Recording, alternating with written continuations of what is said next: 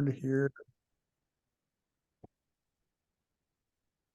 So today we're talking with Kyle Lim, who's with the Urban Core Collective. Thanks for joining us this morning, Kyle. Thanks for having me, Jeff. Yeah, and so we're just going to be speaking about one of the major areas that the Urban Core Collective works on, which is education justice, specifically with the Grand Rapids Public Schools. And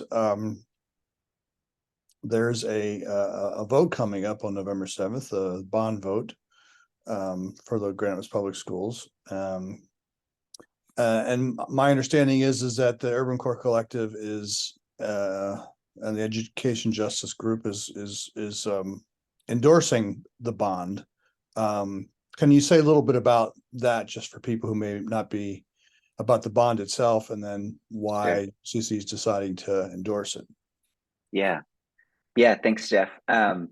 So for those that are unfamiliar, essentially a bond is a long-term loan that the district takes from the government, from the city, to fund its work. And bond money, as it relates to, so the proposal on the table right now is for about a $305 million bond. And that would span over no more than 26 years.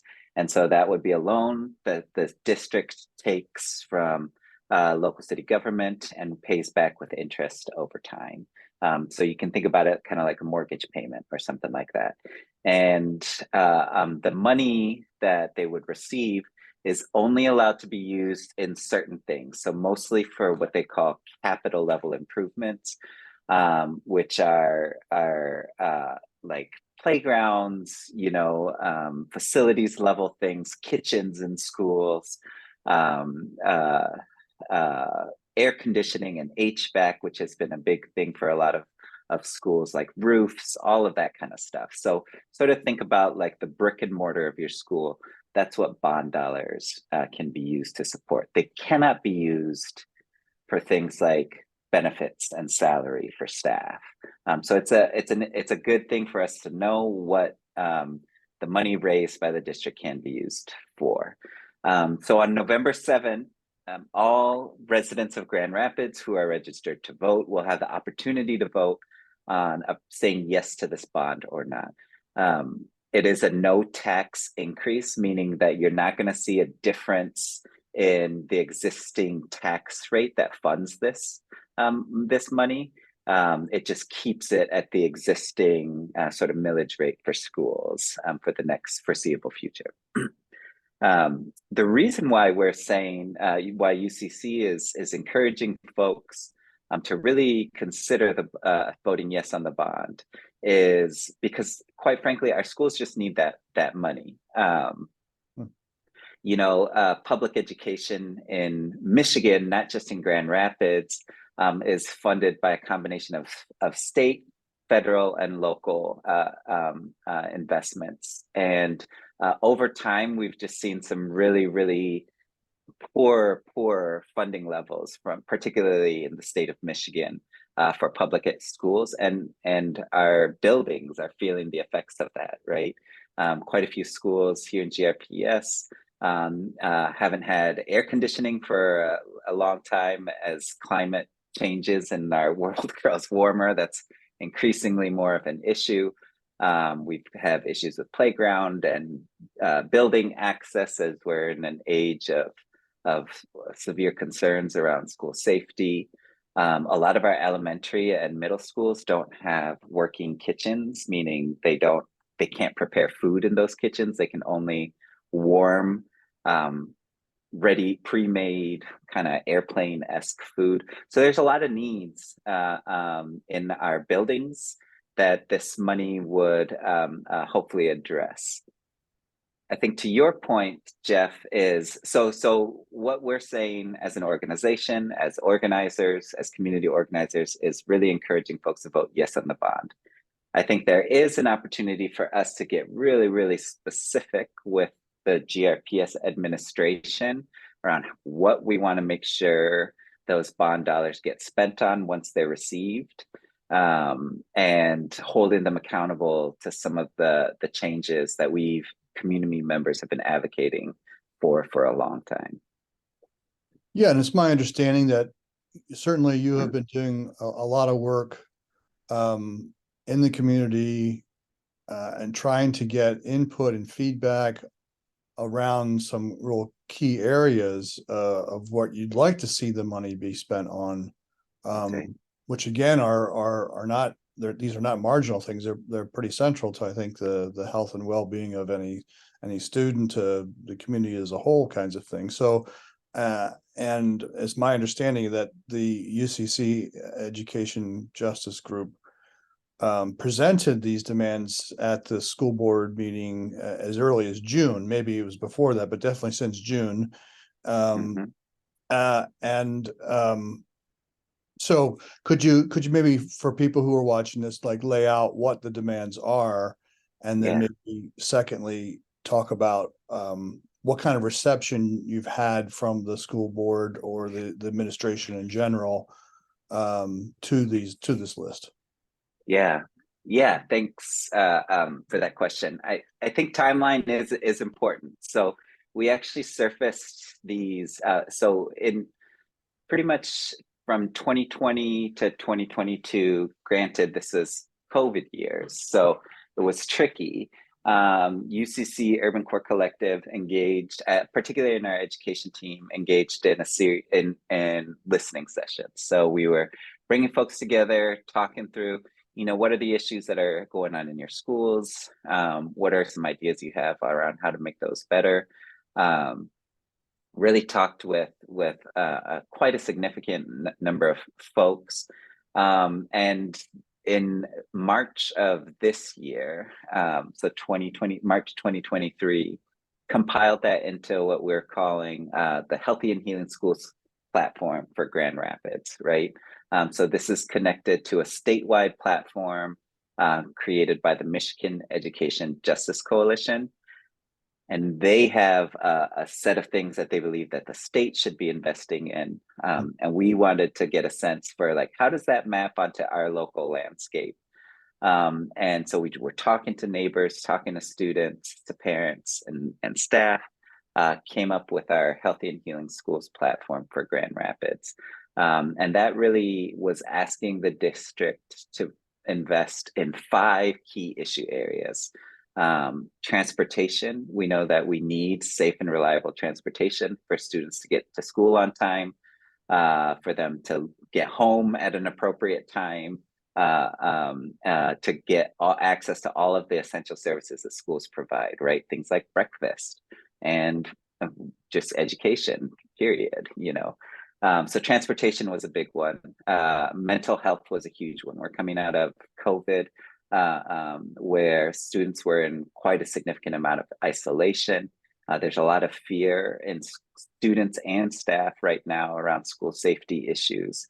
So mental health was a huge one for us. Air quality was an ongoing one. And now these concerns were heightened during COVID, but a lot of them predated COVID. We have schools being built in environmentally hazardous corridors located along those. And when they open up the windows to ventilate the building, they're bringing in lots of pollutants, air pollutants. You can think of here in Grand Rapids, the schools located along Cesar Chavez, right? Up to Avenue or Granville Avenue.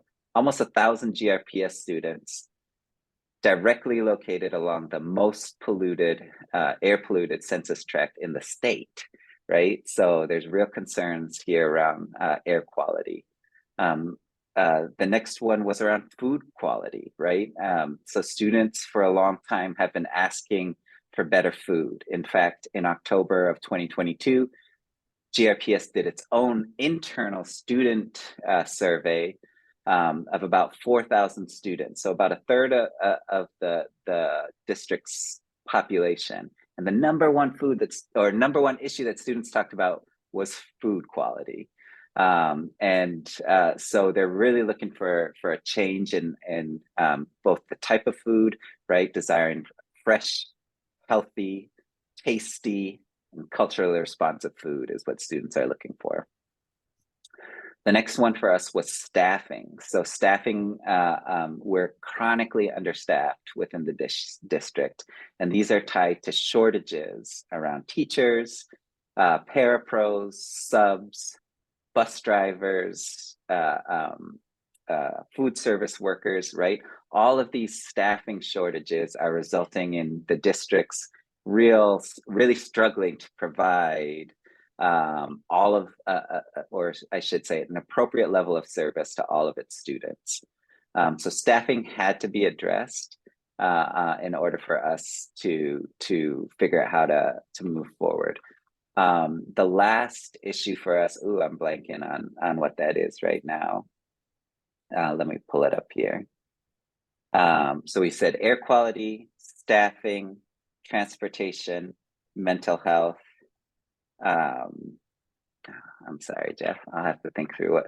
fine. Why don't you go ahead and ask them my next question, and I'll look up to see what their fifth issue is.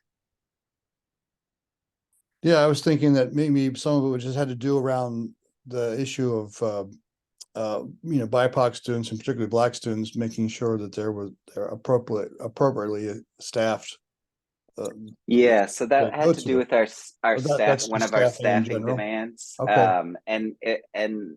One of the, so we launched these demands in March of 2023, and it was really a request for us to see the bond, or to see the school board invest in these areas for the upcoming series of budget cycles. So there was a large turnout for the June budget, June school budget. We had about 75 folks present to talk about their issues and why they were in support of the issues that we were putting forward. We had tried to do that again for usually the school boards do budget amendments twice a year in June, in October, in February, and then they vote on the budget in June. So we had planned for an October budget amendment thing, but we didn't actually get it. The district decided not to do an October budget amendment and went for February instead. Okay.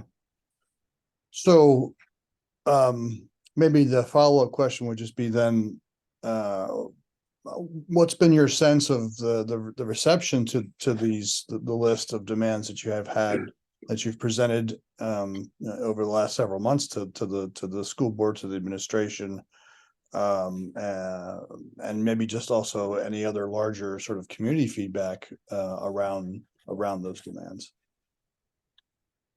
Yeah, so it's been a complicated response, I'll say. Right out the gate for the start of this school year, so the 2023 and 2024 school year, we saw the district put in place in staffing incentive to recruit and retain teachers and building level staff. So not just teachers, right, but parapros, other building level staff. They put in place an incentive to staff to work at 3 schools within the district: Ottawa Hills, Alger Middle School, and Campus Elementary. All 3 of these schools are located on the southeast side. They're all predominantly Black schools and have been for almost the entirety of their existence. And they've also been chronically understaffed for about 30 years. And so what we had said was, really, a student could go from campus to Alger to Ottawa, and over the entirety of their school experience in GRPS, be able to go through that without a qualified teacher, right? And so for the first time, the district actually made a significant investment, about upwards of $1 million. They're still pending some grant funding that would probably bring them up to about $3 million, to create these staffing incentives to recruit and retain staff to these priority schools. And so really at the start of this school year, these 3 buildings are almost fully staffed. We're not quite there yet, for almost the first time in 30 years. So I say all that to say that the district has responded in some ways to these demands. In others, we're continuing to see sort of the regurgitation of things that have been tried before that haven't proved effective, right? So when community members have been pushing for a plan, and I'll use transportation as an example, for a plan to address the fact that our transportation in GRPS is not reliable. We're hearing the regurgitation of a lot of the same kind of demands we've heard from years ago, right? We'll form a parent committee to monitor and observe when they're not actually fundamentally changing the structures that they have control over to hold their transportation provider, Dean Transportation, accountable, right? So I think there's been, in some instances, we've seen quite a bit of receptivity from the district around our issues and moving to address those. And in others, it's really been a struggle and a fight to see the district respond in ways that are appropriate to the needs felt by community members. And I want to really just like highlight that distinction. Oftentimes the district is saying that they're doing things in response to the issues that have been raised, but those proposed interventions have not come from the community. They haven't engaged community members in the creation of the solution. And so when they roll them out, they just don't feel appropriate to folks, right? Creating a committee to hold Dean Transportation accountable is not appropriate, right? Parents have no power over Dean. Right. The district does. So some of those kind of moves are just ones that we're continuing to push GRPS around. Okay. Maybe guess the next question just has to do more with the larger issue around the public community input on how budget dollars are spent for the school, right? Mm-hmm. Having more of a say and a role in it, right? I mean, some people would maybe say this is sort of a form of participatory budgeting, right? To sort of say, mm-hmm. like, hey, you guys, before you craft it, you need to figure out ways to engage the community to say, like, well, what do people think are the real needs that we have, and what should be the priorities, right? Because obviously money's limited, funds are limited. It's not like there's not a blank check. So like we only have so much. So what should we be spending money on? And it seems to me, in listening to your demands, the demands that the community has sort of come up with, they're all very much kind of like, they're all very critical in terms of the well-being of both students and staff, in terms of the safety, the environmental integrity of the spaces, eating well, getting to and from schools in a timely fashion. All those kinds of things are like, they're not marginal. They're pretty central to schools, functioning in Absolutely. a way. So, just say something about the whole notion of call it participatory budgeting or not.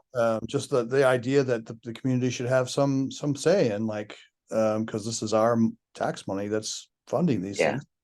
Why is that? Why do you think that's important that we have a say in those kinds of things?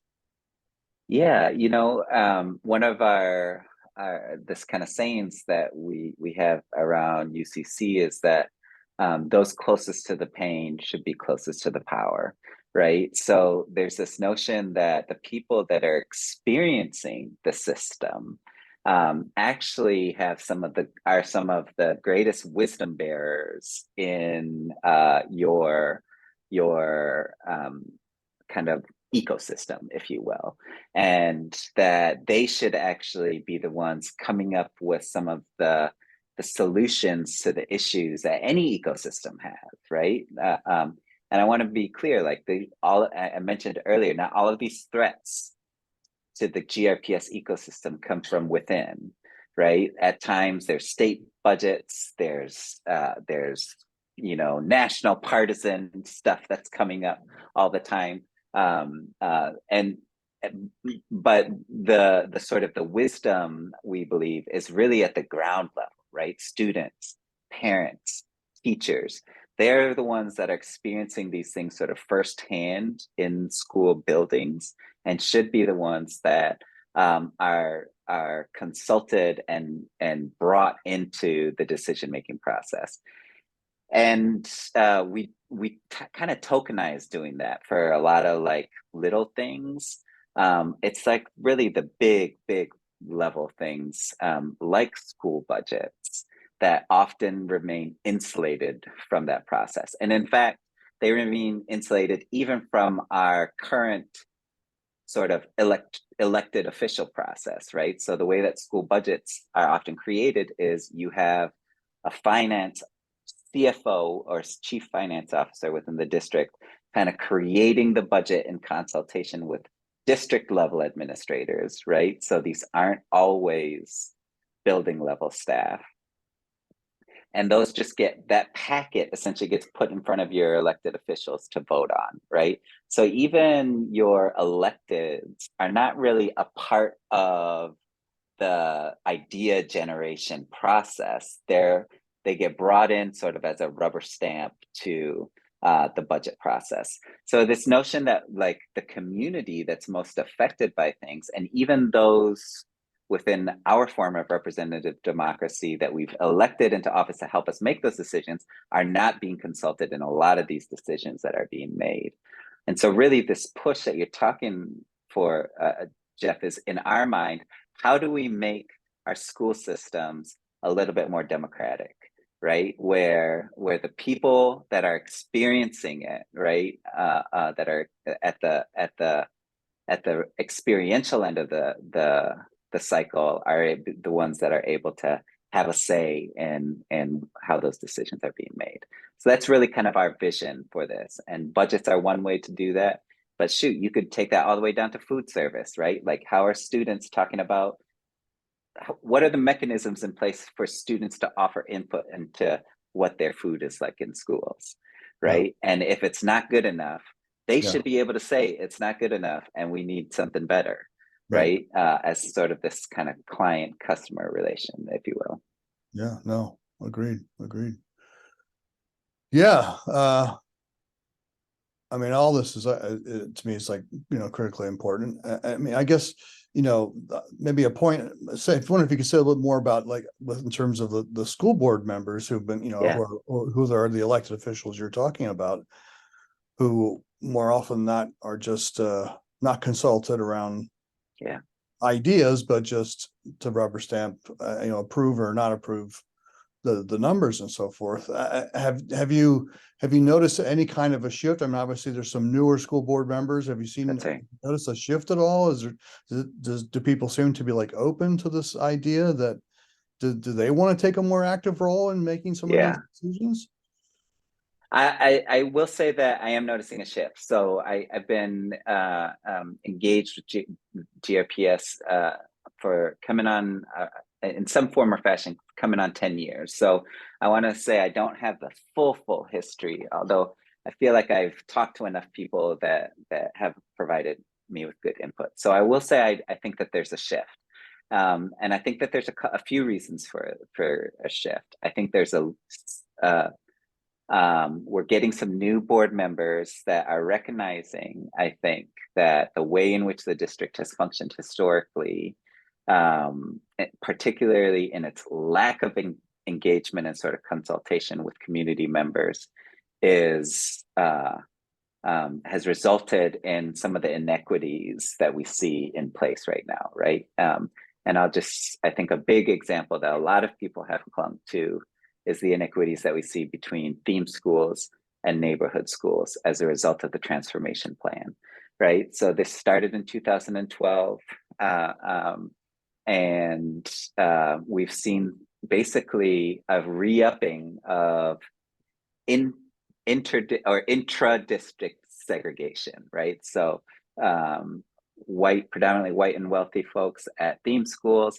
and a concentration of lower income communities of color, students of color in neighborhood schools, and the corresponding distribution of resources to those places. So I think there's a lot of school board members, particularly newer ones, that are entering into this space attentive to that legacy and really desiring to do something different. So I'll give a great example. Jose Rodriguez was elected in 2022, really ran on a pretty explicit education justice campaign. And out of all the candidates, including incumbents, won the most votes. So I think that we're seeing, and that's, I think, a symptom of another change that we're seeing, is just that community members are beginning to say that we deserve better, right? And the scrutiny that schools came under during COVID, I think, has really kind of galvanized some of our community members to be more engaged in different ways. So I think that there's a few things. We're seeing a shift in leadership at the school board. We're also seeing a different kind of shift in how community members feel about their schools. And I will say the last piece here is that I think we are seeing a difference in shift from the superintendency. And I do believe that Dr. Roby is trying to make some of these changes within an incredibly confining system. And that feels different than some of the superintendents that we've had in the past, where there was very little room for, I'll say, scrutiny of decisions that were being made at the district. Now, it's been a fight, I think, and you know, and I don't want to paint a blanket statement that Dr. Roby is completely always on our side. I don't think she agrees with us all the time, but I think in some of these critical areas we do have some agreement on, and it's a matter of us coming together to kind of figure out what the appropriate application of our shared values and agreements look like. Okay. We got just a little bit under 8 minutes left. Yeah. And so I'm wondering if maybe the last part of the conversation could be, again, sort of twofold. One, so you're encouraging people to vote on November 7th for the bond. What kind of what's your strategy after hopefully the bond passes and gets adopted? What's your strategy for continuing to push to get the demands met, to push for more engagement, those kinds of things? And then the other half of that would just be to, as a follow-up, how can people get involved to be a part of that movement, to have more public say in how public school money is being spent? Thanks for those questions. I think the plan, so we're urging folks to vote yes on November 7th. If the bond passes, the district will begin to receive that money in a series of installments. And really, once they have that money, it's theirs to do with as they will, as long as they're using bond monies for the things that can be used for.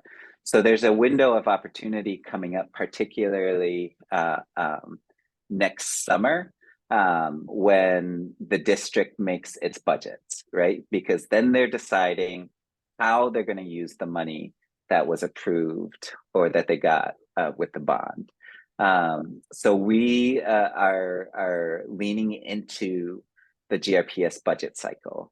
There are some things that that the district has money right now, or there's some pots of money that are not bond dollars that the district has at its discretion right now, that we're continuing to push be spent on things like staffing, addressing the staffing shortages, right? Addressing some of the kind of feedback loops like that we talked about with things for like transportation and food service. Some accountability measures that need to be put in place with deemed transportation, right? That all have budget implications that are not necessarily bond dollars. And so we are continuing to organize between now and February, which is the next budget amendment. So February 6th, 2024, is when the budget amendment, next budget amendment will be. Between now and the end of the year, UCC is going to be doing a series, a learning series on some of these issues, right? What's kind of been going on? What are people saying? What are we asking for? So if you're interested in that, stay tuned to our social media. You can find us on Facebook at Urban Core Collective. I will soon, probably within the next week or so, be publishing a list of what that learning series is with its dates. They'll be virtual, so easily accessible for folks, and we're trying to keep it to about 30 minutes in the evening, so that it's sort of a quick kind of summary of what we're doing and how you can be involved. We are continuing to do some direct actions as we lead up to that budget hearing. So if you're interested in participating in a more physical way, those will likely happen closer to January and February of 2024. Okay.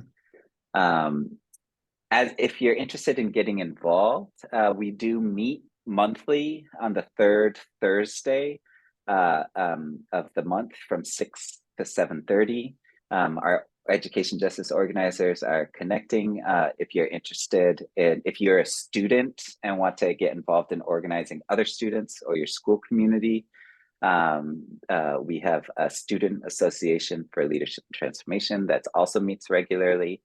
The best way to get connected will be to email us, and my email is Kyle, Kyle, at uccgr.org.